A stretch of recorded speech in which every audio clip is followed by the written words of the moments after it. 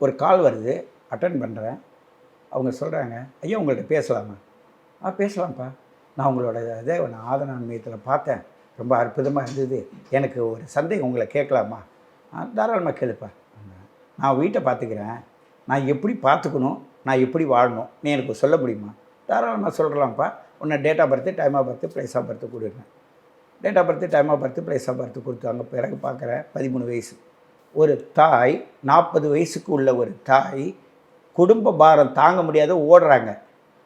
13 வயசு ஒரு பொண்ணு குடும்ப பாரத்துக்குள்ளே நுழையிறாங்க. இது ஒரு விசித்திரமான வினோதமான இந்த காலத்தில் நான் உணர்ந்த ஒரு அனுபவம். சரி, சரிடா, தைரியமாக இரு. நான் என்ன படிப்பேன்? அருமையாக படிப்பேன், படித்ததை விட அற்புதமாக இருப்பேன். என் தங்கச்சியை நான் பாதுகாப்பேனா?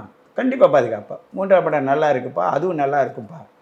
நாளைய இந்த தேசத்துடைய ஒரு அமைச்சர், அதாவது ஒரு ஹையஸ்ட் போஸ்ட்டில் முப்படை தாங்கக்கூடிய தன்மை வாய்ந்த பெண் இன்னைக்கு என்கிட்ட ஜாதகம் பார்க்குது. அந்த துணிச்சல் எப்படி வருது பாருங்கள்.